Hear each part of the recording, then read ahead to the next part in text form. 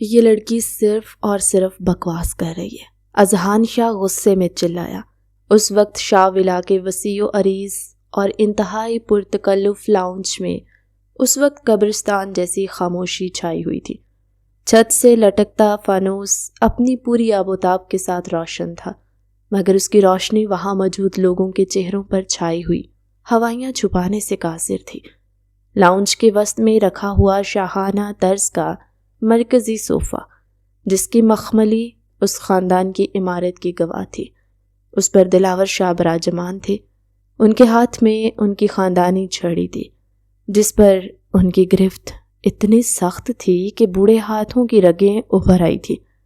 ہمیں پہلے اس لڑکی کی بات سننے دو، ان کی باروب آواز گونجی۔ اذہان کو نہ چاہتے ہوئے بھی چپ ہونا پڑا۔ وہ اس گھر کے سربراہ تھے اور ان کا ہر لفظ پتھر پر لکیر ہوا کرتا تھا۔ دائیں جانب رکھے صوفے پر ارہا اور اس کی ماں رابعہ بیگم بیٹھی تھی۔ رابعہ بیگم جو دلاور شاہ کی بیوہ بیٹی تھی، اپنی سفید چادر میں سمٹی ہوئی سر جھکائے بیٹھی تھی۔ ان کا چہرہ زرد تھا اور آنکھوں میں ایک انجانا خوف۔ ان کے ساتھ ان سے لگی ارہا بیٹھی تھی، جس کا وجود خوف سے کانپ رہا تھا۔ 17 سالہ معصوم ارہا، جس کی بڑی بڑی آنکھوں میں صرف اس وقت دہشت تھی۔ وہ اپنی مٹھیوں کو بینچے نظریں قالین پر گاڑے بیٹھی تھی، جسے زمین پھٹے اور وہ اس میں سما جائے۔ دوسری جانب بائیں طرف کے صوفے پر اذہان کی ماں رملہ بیگم انتہائی بے چینی اور اضطراب کی حالت میں پہلو بدل رہی تھی۔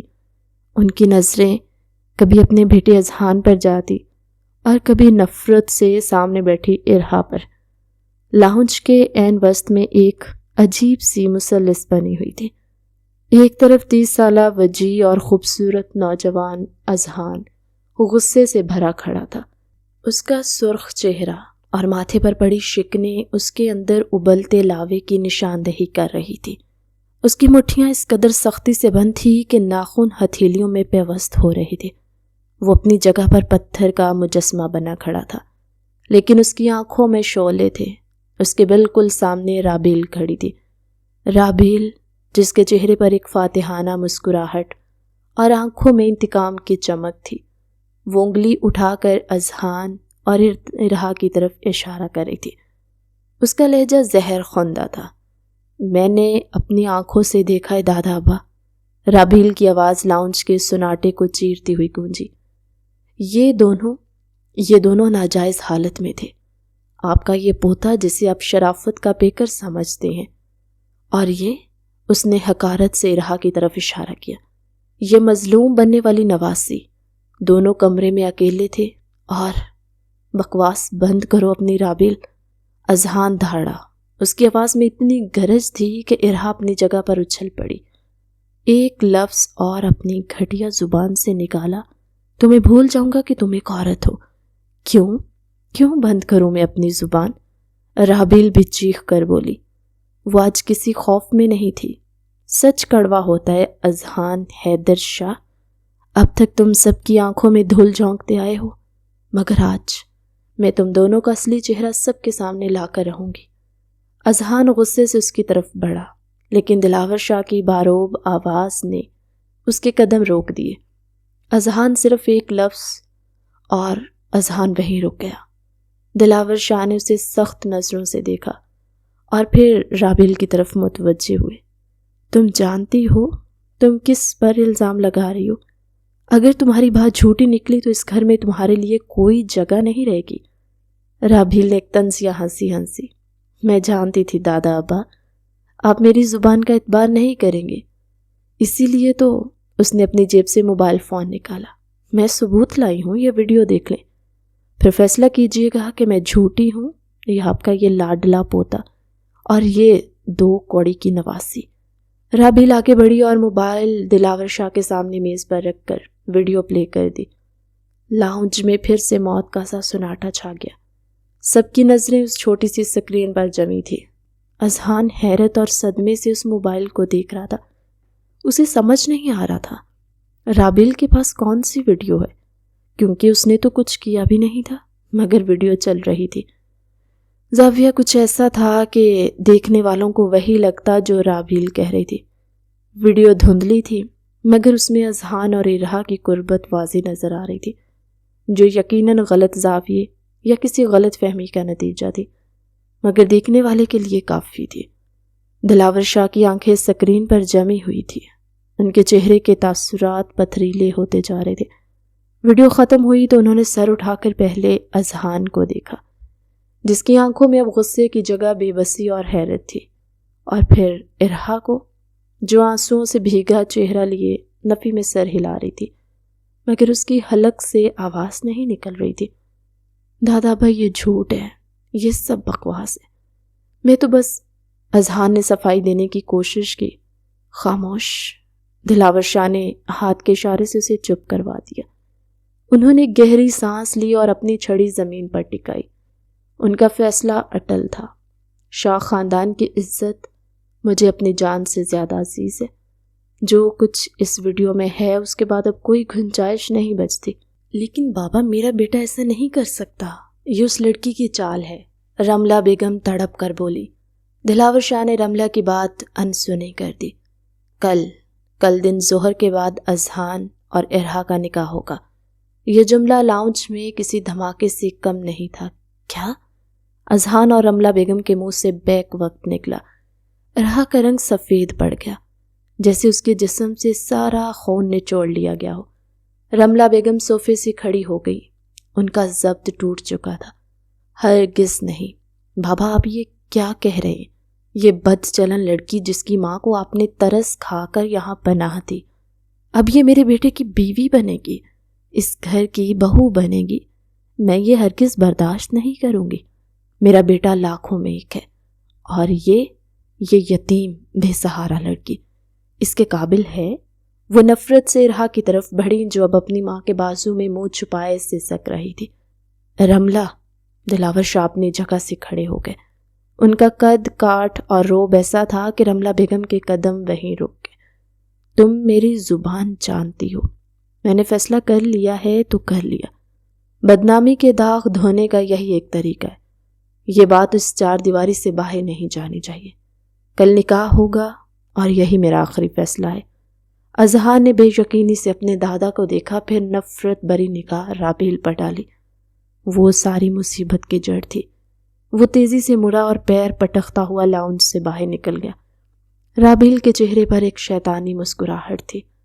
اس کا مقصد پورا ہو چکا تھا، یا شاید جو چاہتی تھی اسے کچھ الگ ہوا تھا، مگر اذہان کی ذلت اسے سکون دے رہی تھی۔ ارہا کا دم گھٹ رہا تھا، اسے وہاں ایک پل بھی رکنا محال تھا۔ وہ صوفے سے اٹھی اور بغیر کسی کی طرف دیکھے روتے ہوئے بھاگتی ہوئی اپنے کمرے کی طرف بھاگ گئی۔ اپنے کمرے کا دروازہ بند کرتے ہی وہ دروازے سے پشت لگا کر زمین پر ڈھیر ہو گئی۔ اس کی ٹانگوں میں جان نہیں تھی، آنسوؤں کا سیلاب تھا جو رکنے کا نام نہیں لے رہا تھا۔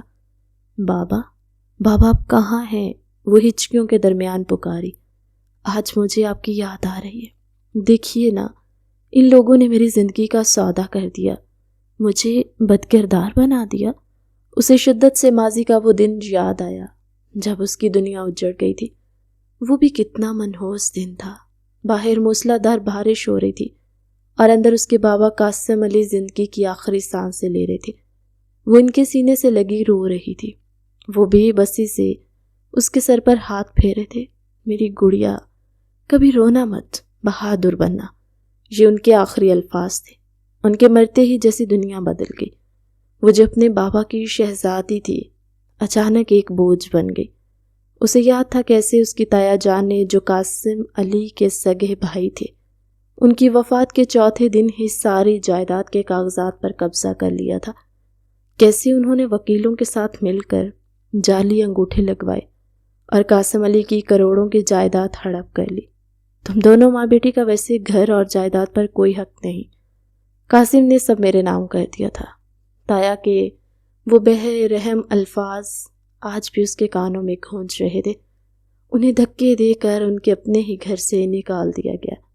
وہ بارش والی رات جب وہ اس کی ماں سڑک پر کھڑی تھی، تب دلاور شاہ یعنی اس کے نانا نے انہیں یہاں پناہ دی، لیکن یہ پناہ کسی قید سے کم نہیں تھی۔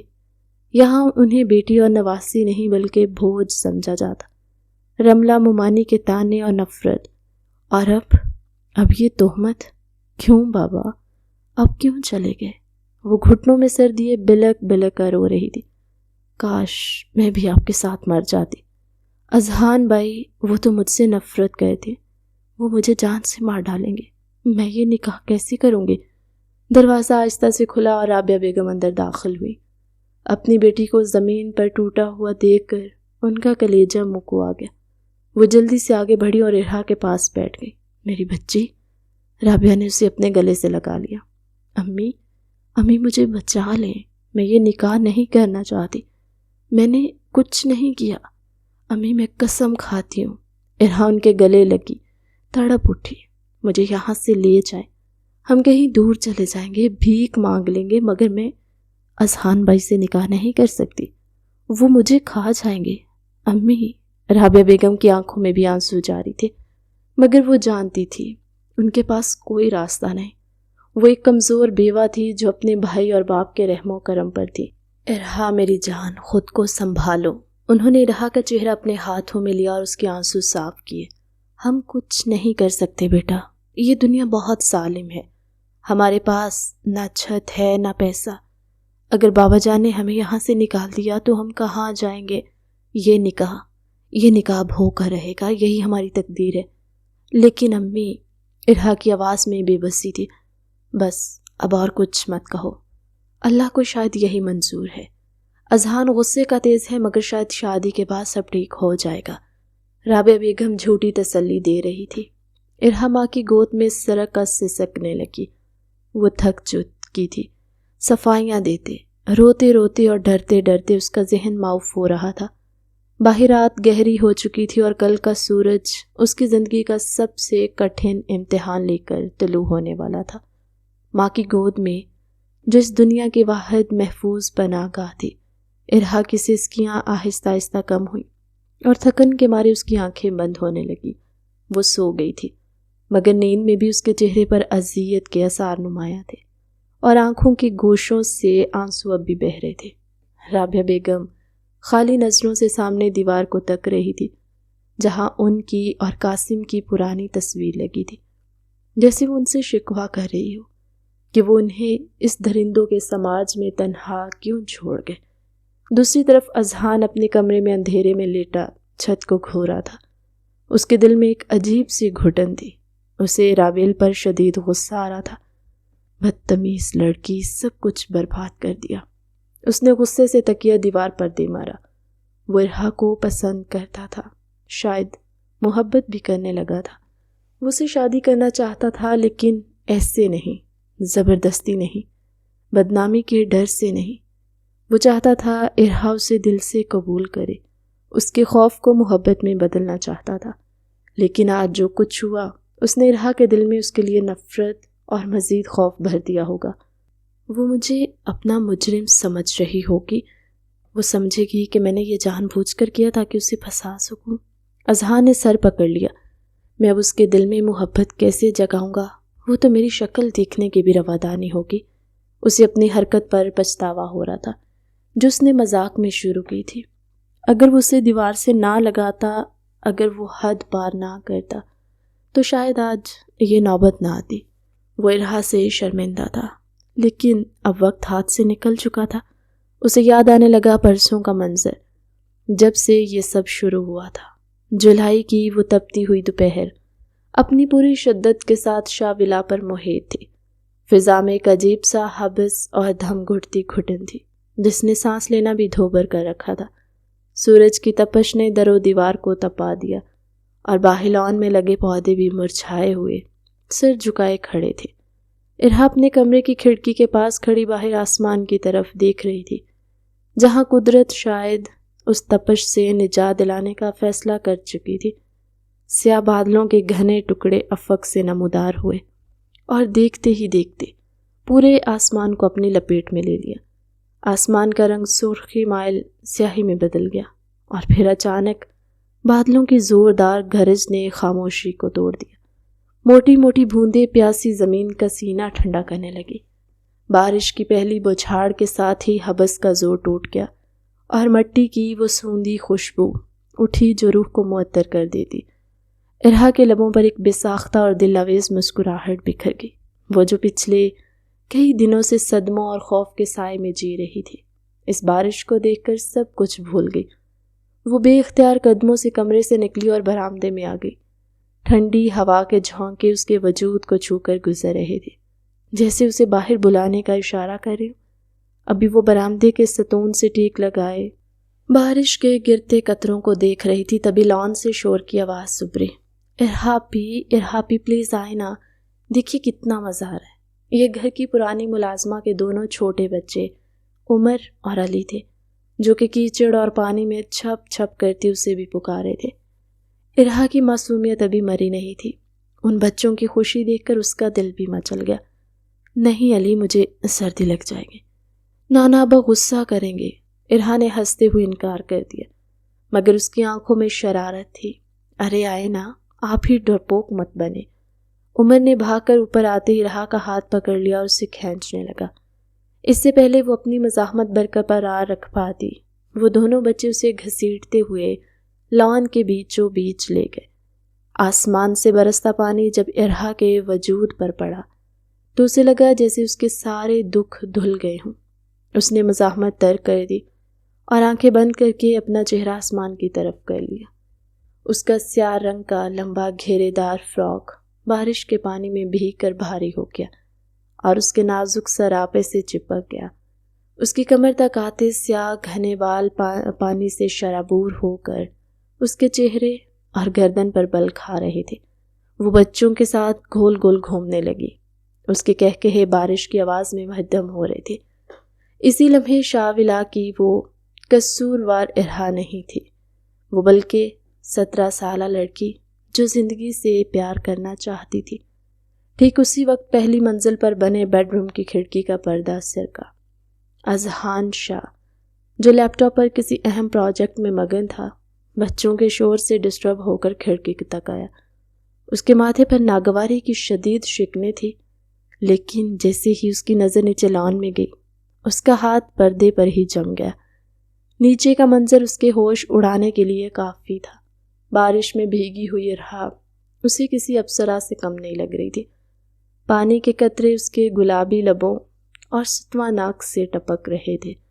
سیاہ لباس نے اس کی دودھیا رنگت کو ایک سحر انگیز نکھار بخش دیا۔ اذہان، جو ہمیشہ ارہا کو ایک عام سی لڑکی سمجھ کر نظر انداز کرتا آیا تھا اور پچھلے واقعے کے بعد اسے نفرت کی نگاہ سے دیکھ رہا تھا، اس لمحے اپنی سانسیں روکنے پر مجبور ہو گیا۔ اس کے دل کی دھڑکن ایک عجیب سی نامعلوم تال پر دھڑکنے لگی تھی۔ یہ ارہا ہے، وہ زیر لب بڑبڑایا۔ اس کی نظریں ارہا کے بھیگے وجود کا طواف کرنے لگی۔ وہ چاہ کر بھی اپنی نظریں نہیں ہٹا پا رہا تھا۔ وہ معصومیت، وہ بے ساختہ پن اور وہ حسن۔ اذہان کو لگا جیسے اسے کوئی طلسم اپنی لپیٹ میں لے رہا ہو، لیکن اگلے ہی لمحے یہ طلسم ایک شدید غض و غضب میں بدل گیا۔ اذہان کی نظر بھٹک کر پورچ کی طرف گئی، جہاں گاڑی کے پاس کھڑا ڈرائیور رشید کھلی آنکھوں اور لٹکتے ہوئے جبڑے کے ساتھ ارہا کو گھو رہا تھا۔ رشید کی نظروں میں موجود غلاظت اور ہوس اذہان سے چھپی نہ رہ سکی۔ اچانک سے اس کے خون کی گردش تیز ہو گئی۔ ایک انجانی جلن اور شدید غیرت کے احساس نے اس کے پورے وجود کو آگ لگا دی۔ اسے ایسا محسوس ہوا جیسے کوئی اس کی ملکیت کو میلی نظروں سے دیکھ رہا ہو۔ وہ ارہا جسے وہ کل اپنے نکاح میں لے چکا تھا، وہ اس کے نام کی جاگیر تھی، اور کوئی دوسرا اسے اس طرح دیکھے، یہ بات اس کے لیے ناقابل برداشت تھی۔ کمینے کی ہمت کیسے ہوئی؟ وہ دانت پیس کر رہ گیا۔ وہ ایک جھٹکے سے پلٹا اور کمرے سے نکل کر طوفانی رفتار سے سیڑھیاں اترنے لگا۔ اس کا بس نہیں چل رہا تھا کہ وہ رشید کی آنکھیں نکال دے یا ارہا کو وہاں لان میں دفن کر دے، جو یوں سب کے سامنے تماشا بنی ہوئی تھی۔ ارہا بھی بارش میں مگن آنکھیں بند کے آسمان کی طرف چہرہ کیے کھڑی تھی کہ اچانک کسی نے اس کی کلائی کوئی کہانی گرفت میں جکڑ لیا۔ اس کی آنکھیں گھبرا کر کھلی۔ سامنے اذہان کھڑا تھا، بارش میں بھیگتا ہوا، مگر اس کی آنکھوں میں بارش کے پانی سے زیادہ غصے کی آگ لگی ہوئی تھی۔ بہت شوق ہے تمہیں اپنی نمائش کرنے کا؟ اذہان کی آواز بادلوں کی گرج سے زیادہ خوفناک اور گرجدار تھی۔ بچے اس کا یہ روپ دیکھ کر ڈر کے مارے ایک طرف دبک گئے۔ ارحا کا رنگ لمحوں میں ہلدی کی طرح زرد ہو گیا۔ اذہان بھائی، میں وہ… بچے اس کے ہونٹ کپ کپائے۔ آواز حلق میں ہی پھنس گئی۔ شٹ اپ ارحا، اذہان دھاڑا، ایک لفظ مت بولنا۔ شرم نام کی کوئی چیز ہے تمہیں؟ پورا گھر دیکھ رہا ہے، باہر ملازم کھڑے تمہیں گھور رہے ہیں اور تم یہاں بے شرموں کی طرح ناچ رہی ہو۔ کیا ثابت کرنا چاہتی ہو؟ اس نے ارحا کے نازک کلائی کو ایک زوردار جھٹکا دیا اور اسے گھسیٹتا ہوا برآمدے کی طرف لے چلا۔ ارحا کے ننگے پاؤں گیلی گھاس پر پھسل رہے تھے، لیکن اذہان کی گرفت اتنی سخت تھی کہ اسے لگا اس کی ہڈی ٹوٹ جائے گی۔ ڈرائیور رشید تو اذہان کا یہ غضبناک روپ دیکھ کر پہلے ہی وہاں سے غائب ہو چکا تھا۔ اذہان اسے کھینچتا ہوا ہال سے گزر کر اس کے کمرے تک لایا۔ اسے اندر دھکیل کر دروازہ اتنی زور سے بند کیا کہ اس کی گونج پوری راہداری میں سنائی دی۔ کمرے میں حبس اور اندھیرا تھا، لیکن اذہان کی تپتی ہوئی موجودگی نے ارحا کی سانس روک دی تھی۔ وہ بھیگی بلی کی طرح کونے میں کھڑی کانپ رہی تھی۔ ٹھنڈ سے اور خوف سے اس کے دانت بج رہے تھے۔ اذہان اس کے قریب آیا، اتنا قریب کہ ارحا کو اس کی گرم سانسیں اپنے ٹھنڈے چہرے پر محسوس ہو رہی تھی۔ اس نے ارحا کی ٹھوڑی پکڑ کر اس کا چہرہ سختی سے اوپر اٹھایا۔ آج کے بعد، اس نے انگلی اٹھا کر اسے آخری وارننگ دی، اگر مجھے تم بارش میں باہر بھیگتی نظر آئی یا گھر کے کسی ملازم کے سامنے اس حلیے میں گئی تو میں تمہاری ٹانگیں توڑ کر تمہیں کمرے میں قید کر دوں گا۔ تمہیں اندازہ بھی نہیں ہے کہ تم اب کس کے نکاح میں ہو۔ ارحا کی آنکھوں سے آنسو ٹوٹ کر گرنے لگے۔ مجھے نہیں پتا تھا کہ کوئی دیکھ رہا ہے، میں تو بس… وہ سسک پڑی۔ اذہان کو اس کا رونا ہمیشہ سے زہر لگتا تھا، مگر اس وقت اس کے آنسوؤں نے اس کے اندر ایک عجیب سی بے چینی پیدا کر دی۔ اس نے جھنجھلا کر اسے جھٹکے سے چھوڑا۔ بس کرو یہ مظلومیت کا ڈرامہ، مجھے تمہارے ان مگرمچھ کے آنسوؤں سے کوئی ہمدردی نہیں ہے۔ جاؤ جا کر یہ حلیہ ٹھیک کرو، مجھے گھن آ رہی ہے تمہیں دیکھ کر۔ یہ زہریلے الفاظ کہہ کر وہ مڑا اور دروازہ اتنی زور سے پٹک کر باہر نکلا کہ دیوار پر لگی تصویر ٹیڑھی ہو گئی۔ ارحا وہیں قالین پر ڈھیر ہو گئی۔ اس کا جسم لرز رہا تھا۔ باہر بارش اب بھی برس رہی تھی، لیکن اس کے اندر ایک ایسا طوفان مچ چکا تھا جس نے اس کی رہی سہی خوشی بھی چھین لی۔ وہ روتے ہوئے اٹھی اور کپکپاتے ہاتھوں سے الماری سے خشک کپڑے نکالے۔ واش روم میں جا کر لباس تبدیل کیا، بالوں کو تولیے سے رگڑ کر خشک کیا، مگر اس کی آنکھوں کا سامان نہیں تم رہا تھا۔ وہ بستر پر آ کر لیٹ گئی اور تکیے میں منہ دے کر پھوٹ پھوٹ کر رونے لگی۔ اسے احساس ہو گیا تھا کہ یہ نکاح اس کے لیے کسی بڑی آزمائش سے کم نہیں۔ اگلی صبح سورج اپنی پوری آب و تاب کے ساتھ طلوع ہوا۔ رات کی بارش نے فضا کو دھو کر نکھار دیا۔ ہر طرف سبزہ اور تازگی بکھری ہوئی تھی۔ اذہان آج موڈ میں نہیں تھا کہ آفس جائے۔ کل کے واقعے کے بعد اس کا دماغ ابھی بھی الجھا ہوا تھا۔ اس نے چھٹی کی اور ناشتے کے بعد لان میں پڑی آرام دہ کرسی پر نیم دراز ہو گیا۔ ہاتھ میں کافی کا مگ تھا اور گود میں اخبار، مگر اس کا دھیان خبروں کی بجائے کل کے منظر میں اٹکا ہوا تھا۔ ارحا کا وہ بھیگا ہوا سراپا اس کی آنکھوں کے سامنے سے ہٹ نہیں رہا تھا۔ اسے اپنے رد عمل پر بھی حیرت تھی اور غصہ بھی۔ میں اتنا کیوں ریئیکٹ کر رہا ہوں؟ وہ جو مرضی کرے، مجھے کیا؟ اس نے سر جھٹک کر خود کو سمجھایا۔ ابھی بھی وہ کافی کا گھونٹ بھر ہی رہا تھا کہ گیٹ کھلا اور ایک سرخ رنگ کی چمچماتی گاڑی پورچ میں داخل ہوئی۔ اذہان نے گاڑی پہچان کر ناگواری سے ماتھا سکوڑا۔ اے خدایا، اب یہ مصیبت! رابیل کی گاڑی تھی، ابو کی کزن کی بیٹی، رشتے میں اس کی بھی کزن ہی لگتی تھی۔ گاڑی کا دروازہ کھلا اور رابیل باہر نکلی۔ رابیل فیشن اور جدیدیت کا دوسرا نام۔ ٹائٹ جینز شرٹ، ٹاپ اور چہرے پر میک اپ کی تہیں چڑھائے وہ کسی فیشن میگزین کی ماڈل لگ رہی تھی۔ وہ اذہان کی پھوپھیوں کی بیٹی تھی اور اذہان کے لیے درد سر۔ رابیل نے سن گلاسز اتار کر بالوں میں اٹکائے اور اذہان کو دیکھتے ہی اس کا چہرہ کھل اٹھا۔ ہائے ہینڈسم! وہ لہکتی ہوئی سیدھا اس کی طرف آئی۔ مجھے یقین نہیں آ رہا میری قسمت اتنی اچھی ہے۔ تم اور گھر پر؟ واو! وہ بغیر پوچھے اذہان کے سامنے والی کرسی پر ٹانگ چڑھا کر بیٹھ گئی۔ اذہان نے اخبار کو ایک طرف رکھا اور سرد مہری سے اسے دیکھا۔ تم یہاں کیسے رابیل؟ خیریت؟ ارے خیریت کو چھوڑو، تم سے ملنے کے لیے خیریت کا ہونا ضروری ہے کیا؟ رابیل نے مسکرا کر اپنی بڑی بڑی آنکھیں مٹکائیں۔ دراصل میں شاپنگ کے لیے نکلی تھی، سوچا راستے میں تم سے میرا مطلب ہے ماموں اور ممانی سے ملتے جاؤں۔ اذہان اس کی نظروں کا مفہوم خوب سمجھتا تھا۔ رابیل اسے حاصل کرنے کے لیے ہر حربہ آزمانے کو تیار رہتی، لیکن اذہان کو ایسی پلاسٹک لڑکیاں سخت ناپسند تھی۔ اسے سادگی بھاتی تھی، شرم و حیا اچھی لگتی تھی، بالکل ارہا جیسی۔ ارہا اس کے دماغ نے پھر دھوکہ دیا۔ اذہان نے فوراً خیال جھٹکا، اچھا امی اندر ہے، تم جا کر مل لو۔ اذہان نے کھڑے ہوتے ہوئے کہا، مجھے ایک ضروری کال کرنی ہے۔ رابیل کا منہ لٹک گیا، ارے بیٹھو نا یار، ابھی تو میں آئی ہوں، تم ہمیشہ مجھے دیکھتے ہی بھاگ کیوں جاتے ہو؟ اس نے شکوہ کیا اور اٹھ کر اذہان کے بازو پر ہاتھ رکھنے کی کوشش کی۔ اذہان نے پھرتی سے پہلو بدلا، میں نے کہا نا کام ہے، ایکسکیوز می۔ وہ رابیل کو وہیں تپتا ہوا چھوڑ کر تیزی سے لانچ سے نکل گیا۔ لاؤنج کی طرف بڑھ گیا۔ رابیل نے پیر پٹک کر اسے جاتے ہوئے دیکھا۔ مسٹر اکڑو، جتنا مرضی بھاگ لو، شادی تو تم مجھ سے ہی کرو گے۔ وہ بڑبڑائی، پھر اس کے چہرے پر ایک عیار مسکراہٹ ابھری۔ اذہان کو کنٹرول کرنے کا راستہ تو تائی کے دل سے ہو کر جاتا ہے۔ اس نے اپنا بیگ سنبھالا، چہرے پر مصنوعی مسکراہٹ سجائی اور اندر کی طرف چل پڑی۔ ہائے تائی جان، کیسی ہیں آپ؟ لاؤنج میں داخل ہوتے ہی اس کی آواز گونجی۔ اذہان جو سیڑھیوں پر تھا، اس کی آواز سن کر مزید تیزی سے اوپر بنے اپنے کمرے کی طرف بڑھ گیا۔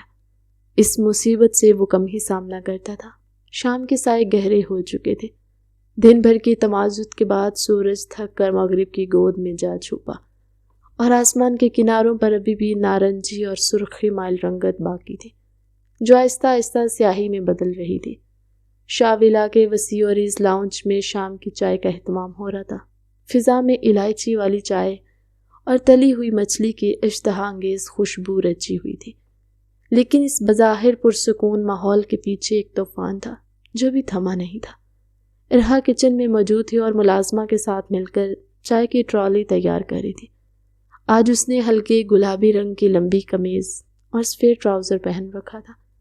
سر پر سفید ململ کا دوپٹہ سلیقے سے اوڑھے وہ کسی تازہ کھلے گلاب کی مانند لگ رہی تھی، اگرچہ اس کی بڑی بڑی آنکھوں میں ابھی بھی گزشتہ کل کی بارش اور اذہان کے غصے کے خوفناک سائے لرز رہے تھے۔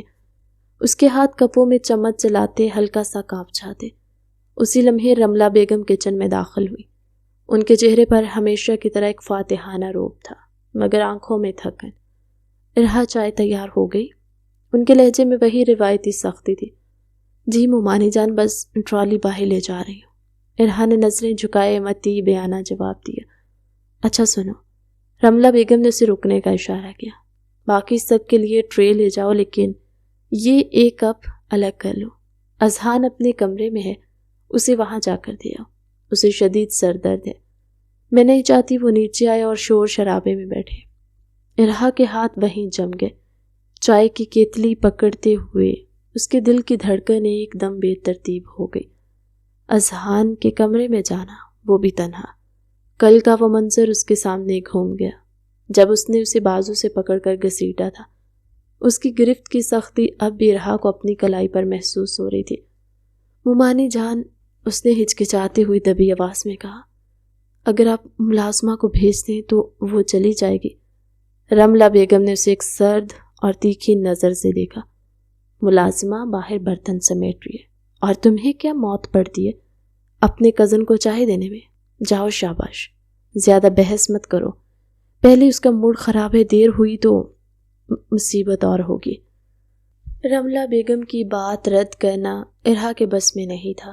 اس نے لرزتے ہاتھوں سے چائے کا کپ اور کچھ بسکٹس ایک چھوٹی ٹرے میں رکھے اور بوجھل قدموں سے کچن سے نکلی۔ سیڑھیاں چڑھتے اسے لگا جیسے وہ کسی مقتل کی طرف بڑھ رہی ہو۔ ہر قدم پر اس کا دل پسلیوں سے ٹکرا رہا تھا۔ یا اللہ، پلیز خیر و خیریت رہے، بس چائے رکھ کر واپس آ جاؤ۔ وہ زیر لب دعائیں مانگتی اذہان کے کمرے کے سامنے پہنچ گئی۔ اس کے کمرے کا دروازہ تھوڑا سا کھلا تھا۔ ارہا نے گہری سانس لی، خود کو کمپوز کرنے کی ناکام سی کوشش کی اور دروازے پر بالکل ہلکی سی دستک دی۔ آ جاؤ اندر سے، اذہان کی بھاری اور روبدار آواز آئی۔ ارہا آہستگی سے اندر داخل ہوئی۔ کمرے میں ایئر کنڈیشنر کی یخ وستہ ٹھنڈک اور اذہان کے مخصوص پرفیوم کی مردانہ خوشبو رچی ہوئی تھی۔ وہ کھڑکی کے پاس رکھے صوفے پر بیٹھا لیپ ٹاپ پر کسی کام میں غرق تھا۔ اس نے گرے رنگ کی ٹی شرٹ اور ٹراؤزر پہن رکھا تھا۔ اس کے گیلے بال بے ترتیبی سے ماتھے پر بکھرے تھے، جو اس کے سخت چہرے کو ایک عجیب سی کشش دے رہے تھے۔ ارہا دبے قدموں چلتی اس کے قریب پہنچی۔ اذہان بھائی چائے؟ اس کی آواز بمشکل اس کے حلق سے نکلی۔ بھائی کا لفظ اس کی زبان پر صدیوں کی عادت کی طرح آیا تھا، حالانکہ رشتہ اب بدل چکا تھا۔ اذہان نے اسکرین سے نظریں ہٹا کر اسے دیکھا۔ گلابی لباس میں ملبوس خوفزدہ ہرنی کی طرح کھڑی ارہا کو دیکھ کر اس کی آنکھوں میں ایک عجیب سی چمک ابھری۔ کل کا غضبناک اذہان آج تھوڑا پرسکون تھا، لیکن ارہا کا یہ ڈرا ہوا روپ اسے ایک عجیب سا لطف دے رہا تھا۔ اس نے لیپ ٹاپ بند کر کے سائڈ ٹیبل پر رکھا۔ رکھ دو یہیں میز پر، اس نے مختصر کہا۔ ارہا نے لرزتے ہاتھوں سے کپ میز پر رکھا۔ کپ پلیٹ سے ٹکرایا تو ایک ہلکی سی ٹن کی آواز آئی۔ وہ فوراً مڑی تاکہ وہاں سے بھاگ سکے، لیکن اذہان کی آواز نے اسے وہیں منجمد کر دیا۔ بی ایس کا کون سا سمیسٹر چل رہا ہے تمہارا؟ اس کا لہجہ نارمل تھا، لیکن ارہا کے لیے یہی کافی تھا کہ وہ اس سے بات کر رہا ہے۔ وہ رک گئی، مڑ کر نہیں دیکھا، بس وہیں کھڑے کھڑے جواب دیا، فائنل ایئر ہے۔ اس کی آواز میں ہکلاہٹ واضح تھی۔ اذہان کو اس کا یہ ڈرنا، یہ سمٹنا بہت بھلا لگ رہا تھا۔ وہ جان بوجھ کر اسے مزید چھیڑنا چاہتا تھا۔ اس نے صوفے سے اٹھ کر ایک لمبا ڈگ بھرا اور اس کی پشت پر آ گیا۔ فائنل ایئر، واقعی سے اس کے بالکل قریب آ رکا۔ ارہا نے اس کی تپتی ہوئی موجودگی اپنے عقب میں محسوس کی تو اس کے بدن میں جھرجھری دوڑ گئی۔ اس نے گھبرا کر ایک قدم آگے بڑھنے کی کوشش کی۔ دوست کتنے ہیں تمہارے یونیورسٹی میں؟ اذہان نے اگلا سوال داغا۔ اس بار اس کے لہجے میں استفسار سے زیادہ ملکیت کا رنگ تھا۔ جی کوئی خاص نہیں، بس کلاس فیلوز ہیں۔ ارہا نے مڑ کر اسے دیکھے بغیر جلدی سے کہا اور تیزی سے دروازے کی طرف بڑھنا چاہا، لیکن اذہان اس سے زیادہ پھرتیلا تھا۔ وہ ایک جھٹکے سے اس کے سامنے آ گیا۔ ارہا ہڑبڑا کر 2 قدم پیچھے ہٹی۔ اتنی جلدی کیا ہے؟ میں نے ابھی جانے کی اجازت تو نہیں دی۔ اذہان نے اپنی گہری سیاہ آنکھیں ارہا کے چہرے پر گاڑ دی۔ ارہا کا چہرہ گلابی لباس کے عکس اور شرم و خوف سے تمتما اٹھا۔ وہ ایک دم پیچھے ہٹی تو اذہان ایک قدم آگے بڑھا۔ میں پوچھ رہا ہوں، لڑکے بھی ہیں دوستوں میں؟ کس سے یہ بات چیت ہوتی ہے؟ اس نے اب روک کر پوچھا، جیسے وہ اس کے کردار کا کڑا امتحان لے رہا ہوں۔ نہیں اذہان بھائی، میں کسی سے بات نہیں کرتی۔ ارہا کی آنکھوں میں نمی تیرنے لگی۔ پلیز مجھے جانے دے۔ اذہان رکا نہیں، وہ مسلسل آگے بڑھتا رہا، یہاں تک کہ ارہا کی کمر دیوار سے جا لگی۔ اب فرار کا کوئی راستہ نہیں تھا۔ وہ دیوار کے ساتھ چپک گئی، جس کی سانسیں بے ترتیب ہو رہی تھی۔ اذہان نے اپنے دونوں ہاتھ ارہا کے دائیں اور بائیں دیوار پر ٹکا دی۔ اس نے اسے اپنے مضبوط بازوؤں کے حصار میں مکمل طور پر قید کر لیا۔ وہ اس کے اتنا قریب تھا کہ ارہا کو اس کے دل کی دھڑکن اور اس کی سانسوں کی تپش اپنے چہرے پر محسوس ہو رہی تھی۔ ڈر کیوں رہی ہو؟ میں کوئی جلاد تو نہیں؟ اذہان نے سرگوشی کی۔ اس کا چہرہ ارہا کے چہرے کی خطرناک حد تک قریب تھا۔ اس کی نظریں ارہا کے کانپتے گلابی لبوں پر جم گئی۔ ایک عجیب سا شہز نامعلوم کشش تھی، جس نے اس وقت اذہان کے تمام حواس کو اپنی گرفت میں لے لیا۔ وہ اپنی ہی دی ہوئی تمام نفرتوں کو بھول کر بس اس لمحے کی قربت میں کھو گیا۔ اذہان بھائی پلیز۔ ارہا نے التجائیہ نظروں سے اس کی طرف دیکھا۔ اس کی معصومیت اور آنکھوں میں تیرتے آنسوؤں نے اسے اور بھی حسین بنا دیا تھا۔ اذہان کا سر اس کی طرف جھکا۔ وہ بالکل بے خود سا ہو رہا تھا، فاصلہ سمٹ رہا تھا۔ ارہا نے اپنی آنکھیں کس کر بند کر لی۔ اسے لگا شاید اس کا دل دھڑکنا بند کر دے گا۔ ٹھیک اسی لمحے کمرے کا دروازہ ایک زوردار دھماکے سے کھلا۔ اذہان تم یہاں؟ رابیل کی آواز جو بڑے زور سے ابھری تھی۔ اچانک حیرت اور صدمے میں ڈوب گئی۔ اذہان ایک جھٹکے سے پیچھے ہٹا۔ ارحا کی آنکھیں کھل گئیں۔ وہ دیوار کے ساتھ لگی بری طرح کانپ رہی تھی، جیسے کسی گہرے سمندر سے نکل کر آئی ہو۔ دروازے پر کھڑی رابیل کی آنکھیں پھٹی کی پھٹی رہ گئی۔ اس نے منظر ہی کچھ ایسا دیکھا تھا جو اس کے پاؤں تلے سے زمین نکالنے کو کافی تھا۔ اذہان کا ارحا کے اوپر جھکنا، وہ بازوؤں کا حصار اور ان دونوں کے درمیان موجودہ وہ تناؤ، سب کچھ چیخ چیخ کر حقیقت بیان کر رہا تھا۔ ایک لمحے کے ہولناک سکوت کے بعد رابیل کے چہرے پر شدید جلن، نفرت اور غصے کے ملے جلے تاثرات ابھرے۔ او مائی گاڈ، رابیل نے چیخ کر کہا، تو یہ سب چل رہا ہے اس گھر میں، یہ شرافت کا ڈھونگ۔ واہ ارحا واہ، مجھے تو اندازہ ہی نہیں تھا تم اتنی چھپی رستم نکلو گی۔ اذہان نے ماتھے پر شکنیں ڈالی اور اپنی آواز کو سنبھالا۔ رابیل، اپنی زبان کو لگام دو اور بدتمیزی مت کرو۔ جو تم سوچ رہی ہو ویسا کچھ نہیں ہے۔ شٹ اپ اذہان۔ رابیل کا پارا آسمان کو چھو رہا تھا۔ اسے اپنی سالوں کی محنت اور اذہان کو پانے کا خواب ریزہ ریزہ ہوتا نظر آ رہا تھا۔ وہ لڑکا جسے وہ اپنی جاگیر سمجھتی تھی، وہ اس یتیم اور بے سہارا لڑکی کے قریب تھا۔ مجھے صفائیاں مت دو، میں نے اپنی ان آنکھوں سے سب دیکھا ہے۔ ابھی جا کر دادا ابا اور تائی جان کو بتاتی ہوں کہ اس کمرے کی چار دیواری کے اندر کیا شرمناک گل کھلائے جا رہے۔ یہ کہہ کر وہ ایک آگ بگولے کی طرح پلٹی اور طوفانی رفتار سے باہر بھاگی۔ رابیل رکو، بات سنو۔ اذہان اسے روکنے کے لیے لپکا، لیکن وہ تب تک سیڑھیاں اتر چکی تھی۔ ارحا وہیں دیوار کے ساتھ بت بنی کھڑی تھی۔ اس کا رنگ کاغذ کی طرح سفید پڑ چکا تھا۔ اسے لگ رہا تھا ایک بار پھر اس پر کوئی بڑی تہمت لگنے والی ہے اور اس بار شاید وہ بچ نہ سکے۔ نیچے لاؤنج میں سب ہنسی خوشی چائے پی رہے تھے کہ رابیل آندھی اور طوفان کی طرح وہاں نازل ہوئی، اور اس نے وہی کیا جو کہا تھا۔ رابیل کو تو لگا تھا کہ اس نے ارحا کو بد کردار کہا اور اس گھر سے نکلوانا تھا، مگر اس کی ساری سازش تو الٹی پڑ چکی تھی۔ اس کا نکاح پہلے اذہان کے ساتھ ہوا اور اب اذہان کی اس کے ساتھ قربت ہے اس کے تن بدن میں آگ لگا رہی تھی۔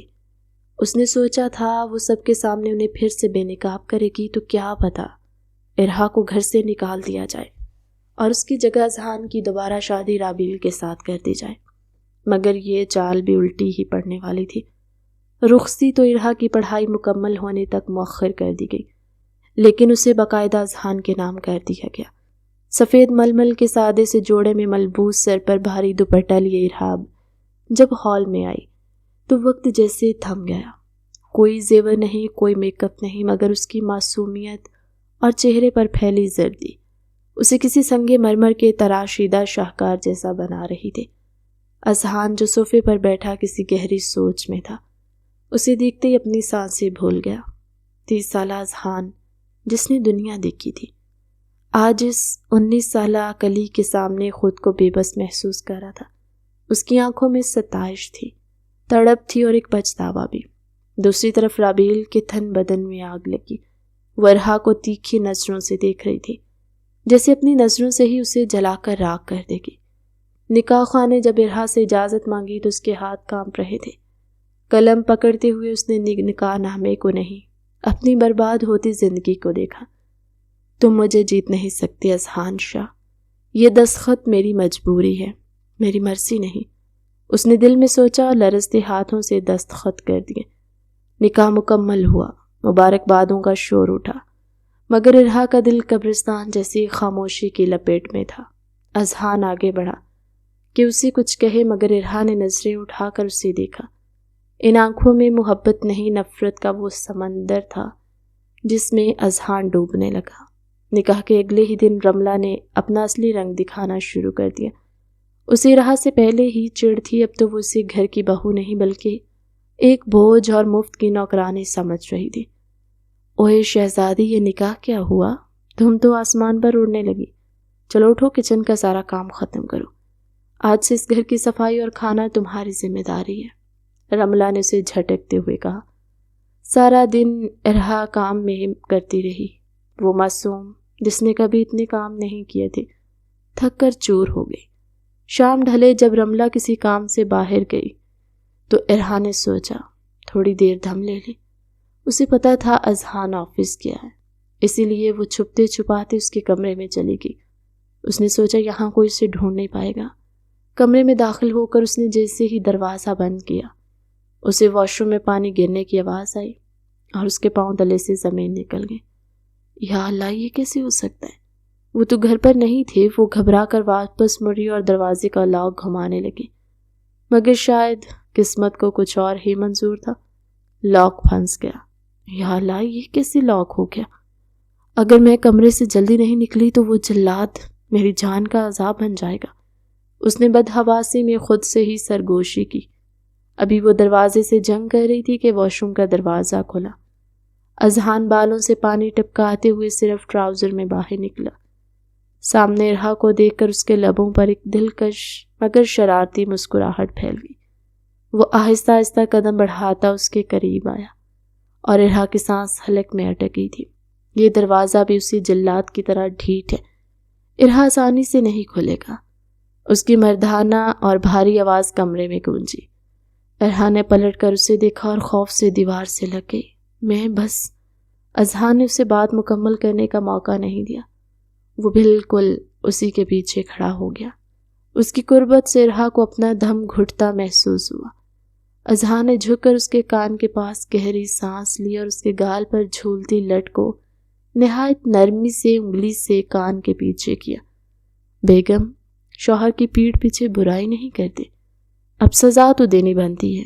اس کا لہجہ ارہا کے لیے دہکتے انگارے جیسا تھا۔ اس نے پوری قوت سے اذہان کو پیچھے دھکا دیا اور جھپٹ کر لاک گھمایا۔ اس بار قسمت مہربان ہوئی ہے، لاک کھل گیا۔ وہ بغیر پیچھے مڑے وہاں سے ایسے بھاگی جیسے پیچھے کوئی بلا کھڑی ہو۔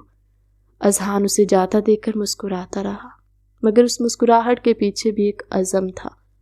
اس واقعے کے بعد اذہان کے رویے میں واضح تبدیلی آئی۔ اسے احساس ہوا کہ ارہا پر ہر کام کا بوجھ ڈھالا جا رہا ہے۔ اگلے ہی دن اس نے گھر کے لیے 2 نئی ملازمائیں رکھ لیں اور سختی سے کہہ دیا ارہا کوئی کام نہیں کرے گی۔ ارہا کے امتحانات قریب تھے۔ اذہان خود اسے اپنی گاڑی میں چھوڑنے جاتا اور لینے آتا۔ وہ اسے ہر طرح کا تحفظ دینے کی کوشش کر رہا تھا، مگر ارہا پتھر بن چکی تھی۔ وہ گاڑی میں اسے ایک لفظ نہ بول دی۔ ایک دن اذہان نے سوچا اسے باہر لے جا کر منانے کی کوشش کرے۔ اس شام وہ اس کے کمرے میں گیا تو اسے دیکھ کر رخ موڑ گئی۔ وہ نرمی سے مسکراتا اندر آیا۔ ارہا، تیار ہو جاؤ، ہم باہر ڈنر پر جا رہے ہیں۔ اس نے نرمی سے کہا، مجھے کہیں نہیں جانا۔ ارہا نے سپاٹ لہجے میں جواب دیا۔ اذہان کو غصہ تو آیا، مگر اس نے ضبط کیا۔ مدد طلب نظروں سے رابعہ بیگم کو دیکھا۔ یہ کیا بدتمیزی ہے ارہا؟ شوہر ہے وہ تمہارا، اتنی محبت سے کہہ رہا ہے، جاؤ اس کے ساتھ۔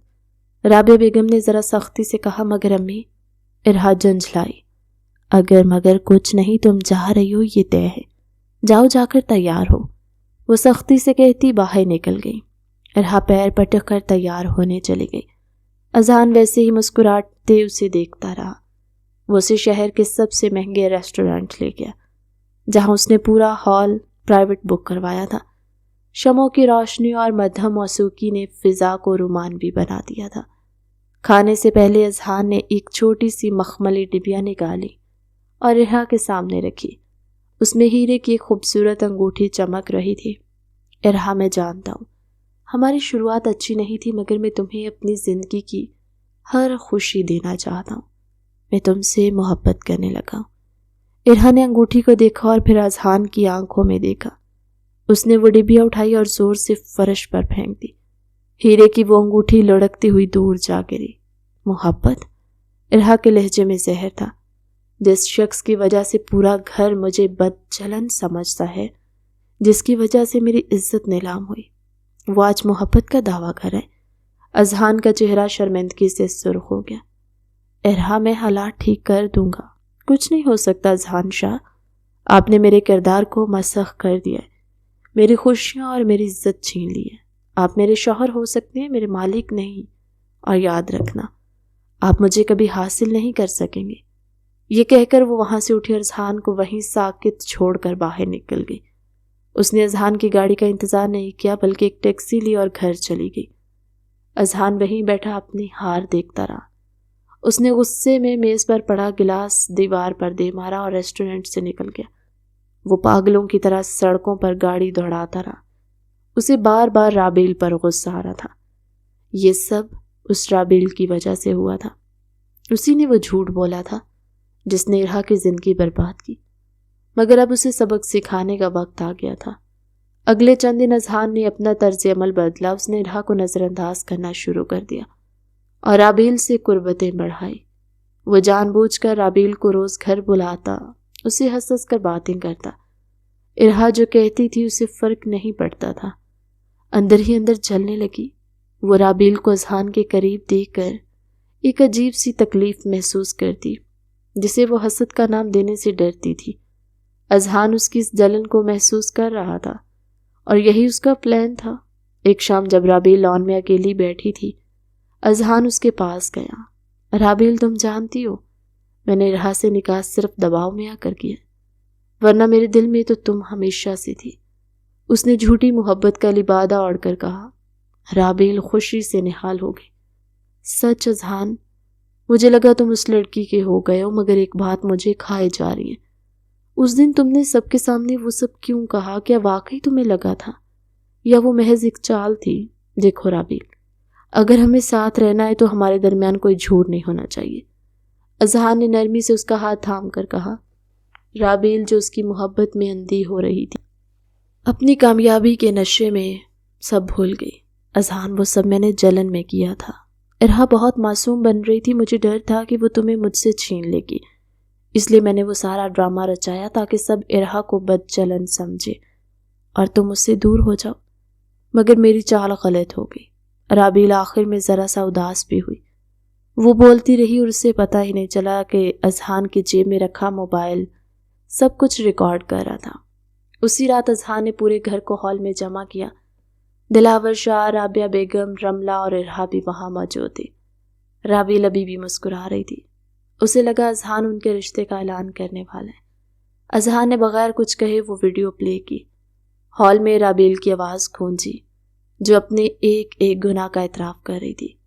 خاموشی ایسی تھی کہ سوئی گھرنے کی بھی آواز سنائی دی۔ دلاور شاہ کا چہرہ غصے سے تمتما اٹھا۔ رابیل کے پاؤں تلے سے زمین نکل گئی۔ تو یہ سب تمہاری چال تھی؟ دلاور شاہ گرجے۔ تم نے ایک معصوم بچی کی عزت سے کھیلا ہے، صرف اپنی انا کے لیے۔ دادا با میری بات سنیں، رابیل نے لڑکھڑاتے ہوئے کہا۔ خاموش، اسی وقت گھر سے نکل جاؤ اور دوبارہ کبھی اپنی شکل اس حویلی میں مت دکھانا۔ دلاور شاہ نے نفرت سے اسے چلے جانے کا حکم دیا۔ رابیل روتی ہوئی وہاں سے چلی گئی۔ ہال میں ایک بار پھر خاموشی چھا گئی۔ دلاور شاہ آہستہ آہستہ ارہا کی طرف بڑھے۔ ان کی آنکھوں میں ندامت کے آنسو تھے۔ بیٹا، مجھے معاف کر دو، میں نے تم پر اعتبار نہیں کیا، میں نے تمہیں اس اذیت میں دھکیلا جس کی تم حقدار نہیں تھی۔ ارہا جس کی آنکھوں سے آنسو بہہ رہے تھے، اس نے دلاور شاہ کے ہاتھ تھام لیے۔ نانا جان، آپ کو معافی مانگنے کی کوئی ضرورت نہیں ہے، سچ سامنے آ گیا، میرے لیے یہی بہت ہے۔ بالآخر سچ سامنے آیا تھا اور نفرت کی دیوار پگھلی تھی۔ اذہان دور کھڑا ارہا کو دیکھ رہا تھا۔ سچ تو سامنے آ گیا تھا، مگر کیا ارہا کے دل میں اس کے لیے جمی برف پگھلے گی؟ حویلی کی فضاؤں میں چھائی گھٹن اب کسی حد تک چھٹ چکی تھی۔ سچ سامنے آنے کے بعد دلاور شاہ کے دل پر جو بوجھ تھا وہ ارہا سے معافی مانگ کر ہلکا کر دیا۔ اب باری تھی اس ادھورے بندھن کو مکمل کرنے کی۔ اگلی صبح جب سب ناشتے کی میز پر جمع ہوئے تو دلاور شاہ کے چہرے پر ایک خاص قسم کا سکون تھا۔ ارہا خاموشی سے اپنی پلیٹ میں دیکھ رہی تھی، جبکہ اذہان کی نظریں مسلسل اسی کے گرد طواف کر رہی تھی۔ ارہا بیٹا، تمہارے پیپرز ختم ہو گئے، اب میں مزید انتظار نہیں کرنا چاہتا، دلاور شاہ نے سنجیدگی سے کہا تو سب متوجہ ہو گئے۔ آج جمعہ ہے، میں چاہتا ہوں اتوار کو ایک شاندار ولیمہ کیا جائے اور اسی رات تمہاری باقاعدہ رخصتی اذہان کے کمرے میں کر دی جائے۔ اذہان کے چہرے پر اچانک رونق آ گئی، جیسے بن بانگے مراد مل گئی ہو۔ اس نے ایک نظر ارہا کو دیکھا جس نے فوراً اپنی پلکیں جھکا لی۔ لیکن نانا ابو اتنی جلدی کیا ہے؟ ارہا نے دبی آواز میں اپنی مصنوعی ناراضگی برقرار رکھنے کی کوشش کی۔ وہ ابھی اذہان کو اتنی آسانی سے معاف نہیں کرنا چاہتی تھی۔ وہ چاہتی تھی وہ تھوڑا اور تڑپے۔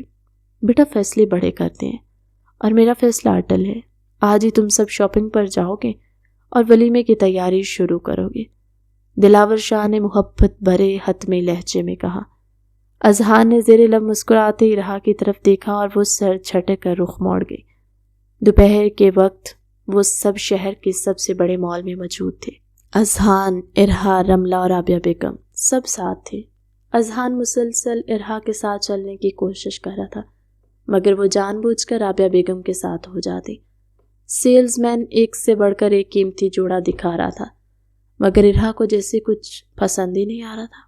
یہ رنگ بہت تیز ہے، اس کا کام بہت چبھنے والا ہے، یہ ڈیزائن پرانا ہے۔ وہ ہر چیز کو ریجیکٹ کر رہی تھی۔ اذہان صبر کا دامن تھامے اسے دیکھ رہا تھا۔ وہ جانتا تھا یہ سب اس کی ناراضگی کا حصہ ہے۔ آخرکار ایک بوتیک پر ارہا کی نظریں ایک جگہ ٹھہر گئیں۔ وہ ایک ڈل پنک رنگ کا خوبصورت انارکلی سٹائل کا کامدار فراک تھا، جس پر چاندی کے تاروں کا نفیس کام تھا۔ اس کی سادگی میں بھی ایک وقار تھا۔ یہ والا دکھائیں، ارہا کے منہ سے بے اختیار نکلا۔ اذہان نے فوراً سیلز مین کو اشارہ کیا، یہی فائنل ہے، اور میرے لیے اسی کلر کی شیروانی دکھاؤ جس پر اس سے میچنگ کڑھائی ہو۔ ارہا نے چونک کر اسے دیکھا۔ آپ میری پسند کا رنگ کیوں پہنیں گے؟ اذہان اس کے قریب ہوا اور دھیمی آواز میں بولا، کیونکہ اب سے ہماری ہر چیز ایک دوسرے سے جڑی ہوگی۔ ارہا شاہ، جو رنگ تمہیں پسند ہے وہی میرا بھی انتخاب ہے۔ ارہا نے نظریں پھیلی، مگر اس کے گالوں پر ہلکی سی سرخی اذہان کی نظروں سے چھپ نہ سکی۔ شاپنگ کے بعد سب نے وہیں ایک پرسکون ریسٹورنٹ میں لنچ کیا، جہاں اذہان نے ارہا کی پسندیدہ ڈشز کا آرڈر دیا، مگر ارہا نے اپنی خاموشی کی جنگ جاری رکھی۔ اتوار کی شام حویلی کسی دلہن کی طرح سجی تھی۔ روشنیوں کی چکا چوند اور مہمانوں کی چہل پہل عروج پر تھی۔ اذہان ڈل پنک شیروانی میں ملبوس اپنی قداور وجود اور مردانہ وجاہت کے ساتھ اسٹیج پر کھڑا مہمانوں کا استقبال کر رہا تھا، مگر اس کی نظریں بار بار داخلی دروازے کی طرف اٹھ رہی تھی۔ پھر اچانک ہال میں سرگوشیاں ہونے لگی۔ ارہا کی آمد ہوئی۔ وہ اسی انارکلی فراک میں سر پر بھاری دوپٹہ سیٹ کیے، ماتھے پر جھومر سجائے کسی پری جیسی لگ رہی تھی۔ اس کی معصومیت اور حسن کا یہ سنگم اتنا دلکش تھا کہ پورے ہال کی نظریں اس پر جم گئی۔ اذہان جیسے اپنی جگہ منجمد ہو گیا۔ اسے لگا جیسے اسے ارہا سے ایک بار پھر محبت ہو گئی، مگر اس بار یہ محبت پہلے سے کہیں زیادہ گہری اور مقدس تھی۔ وہ اسٹیج سے نیچے اترا اور آہستہ آہستہ چلتا اس کے قریب گیا۔ اس نے اپنا ہاتھ ارہا کی طرف بڑھایا۔ ارہا نے ایک لمحہ ہچکچاہٹ دکھائی، پھر سب کے سامنے اپنا چھوٹا سا ہاتھ اس کے مضبوط ہاتھ میں دے دیا۔ جیسے اس نے ارہا کا ہاتھ تھاما، ایک بجلی کی سی اس کے جسم میں دوڑ گئی۔ وہ اسے لے کر اسٹیج کی طرف بڑھا۔ سیڑھیاں چڑھتے اذہان تھوڑا سا نیچے جھکا، اس کے کان میں نہایت دلکش لہجے میں سرگوشی کی، ارہا، ایک ہی دل ہے میرے پاس، اسے کتنی بار لوگی؟ آج تو تم نے میری جان ہی نکال دی ہے۔ ارہا کا چہرہ شرم سے گلنار ہو گیا۔ اس نے جلدی سے دوسری طرف دیکھا، مگر اس کے ہونٹوں پر ایک چھوٹی سی مسکراہٹ پہلی بار رقص کرنے لگی۔ اسٹیج پر بیٹھ کر فوٹو سیشن ہوا، جہاں کیمرے کی ہر کلک اس کے اس نئے سفر کی گواہ بن رہی تھی۔ ولیمے کی تقریبات ختم ہونے کے بعد ارہا کو باقاعدہ اذہان کے کمرے میں رخصت کر دیا گیا۔ وہ کمرہ جو کبھی اذہان کی تنہائی کا گواہ تھا، آج ارہا کی موجودگی سے مہک رہا تھا۔ وہ بیڈ کے کنارے بیٹھی اپنی انگوٹھیوں سے کھیل رہی تھی کہ دروازہ کھلنے کی آواز آئی۔ اذہان اندر داخل ہوا اور دروازہ لاک کر دیا۔ ارہا کا دل زور سے دھڑکنے لگا۔ وہ اس کے سامنے آ کر کھڑا ہوا اور اپنی جیب سے وہی ہیرے کی انگوٹھی نکالی جسے ارہا نے ریسٹورنٹ میں پھینک دیا تھا۔ منہ دکھائی کے لیے اس سے بہتر میرے پاس کچھ نہیں۔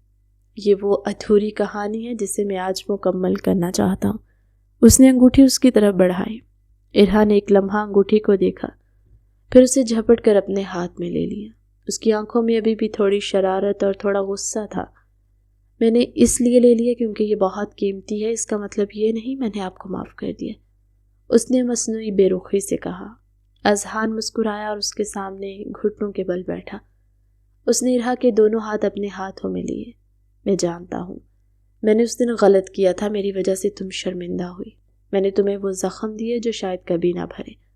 میں اس جلاد کہلانے والے اذہان کی طرف سے تم سے ہاتھ جوڑ کر معافی مانگتا ہوں۔ کیا تم مجھے ایک موقع دے سکتی ہو؟ کیا تم اس رشتے کو ایک سچی شروعات دے سکتی ہو؟ اس کی آواز میں سچائی اور آنکھوں میں نمی دیکھ کر ارہا کا دل پگھل گیا۔ وہ جس شخص کو پتھر دل سمجھتی تھی وہ آج اس کے قدموں میں بیٹھا اپنی انا ہار رہا تھا۔ ارہا نے آہستہ سے اپنا ہاتھ اس کے چہرے پر رکھا اور نم آنکھوں سے مسکرائی۔ اذہان بہت ضدی ہیں۔ ٹھیک ہے، میں نے آپ کو معاف کیا، لیکن یاد رکھیے گا اگر دوبارہ آپ نے رابیل جیسی لڑکی کے پاس جا کر مجھے جلانے کی کوشش کی تو ناک توڑ دوں گی، وہ شرارت سے بولی۔ اذہان نے ارہا کے بدلتے تاثرات دیکھے تو اس کے لبوں پر ایک مسکراہٹ آئی۔ پگلی، اس نے نہایت محبت سے سرگوشی کی، تمہیں کیا لگا میں واقعی رابیل میں دلچسپی لے رہا تھا؟ وہ سب تو صرف تمہیں جلانے کے لیے تھا تاکہ تمہارے دل کے کسی کونے میں چھپی میری محبت اور تڑپ باہر آ سکے۔ ارہا نے سر اٹھایا اور حیرت سے اس کی آنکھوں میں جھانکا۔ کیا مطلب وہ ایک ڈرامہ تھا؟ اور نہیں تو کیا؟ اذہان نے شرارت سے آنکھ ماری اور اس کے ہاتھ کی گرفت مضبوط کر لی۔ مجھے اچھی طرح پتا تھا میری یہ ضدی اور مغرور بیگم سیدھے طریقے سے کبھی نہیں مانیں گی۔ تمہیں راہ راست پر لانے کے لیے یہ کڑوی گولی دینا ضروری تھا۔ ارہا کی آنکھوں میں آنسوؤں کے ساتھ ساتھ ایک بے ساختہ ہنسی آ گئی۔ اس نے اذہان کے چوڑے سینے پر اپنا چھوٹا سا مکہ مارا۔ آپ بہت برے ہیں اذہان، آپ کو اندازہ بھی ہے میں کس اذیت سے گزری ہوں، اور تم بہت پیاری ہو ارہا اذہان شاہ۔ اس نے اس کے غصے کو ایک ہی جملے میں ٹھنڈا کر دیا۔ اذہان نے ارہا کا چہرہ اپنے ہاتھوں کے پیالے میں لیا اور اس کی آنکھوں میں دیکھتے ہوئے پوچھا، اب تو کوئی شکوہ باقی نہیں؟ ارہا نے نفی میں سر ہلایا۔ اس کی پلکیں حیا کے بوجھ سے جھک گئیں۔ تو پھر کیا ہم اپنی اس نئی زندگی کا باقاعدہ آغاز کر سکتے ہیں بغیر کسی ڈر اور شک کے؟ اس نے نہایت نرمی سے اس کے پیشانی پر اپنے لب رکھ دیے۔ ارہا نے شرما کر اپنا چہرہ اس کے سینے میں چھپا لیا اور دھیمی آواز میں بولی، ہمیشہ کے لیے۔ اچانک اذہان نے ارہا کو اپنی مضبوط بازوؤں میں اس قدر قریب کھینچ لیا کہ اس کے جسم ایک دوسرے سے مل گئے۔ اس کی گرم سانس ارہا کے چہرے پر پڑ رہی تھی۔ وہ ایک لمحے کو اس کی آنکھوں میں جھانکا، پھر آہستہ سے اس کے ہونٹوں پر جھک گیا۔ اس کے لبوں پر گرفت پہلے تو نرم تھی پر وہ جلد ہی گہری اور پرجوش ہو گئی۔ ارہا اس کے لمس پر بناب مچھلی کی طرح تڑپ رہی تھی۔ جب دونوں کو سانس لینے کی ضرورت پڑی تو اذہان نے اس کے لبوں کو آزادی دے اس کے گلے پر ہونٹ رکھ دیے۔ اذلان نے اس کی گردن کو آہستہ سے چوما، پھر دانتوں سے ہلکا سا کاٹا۔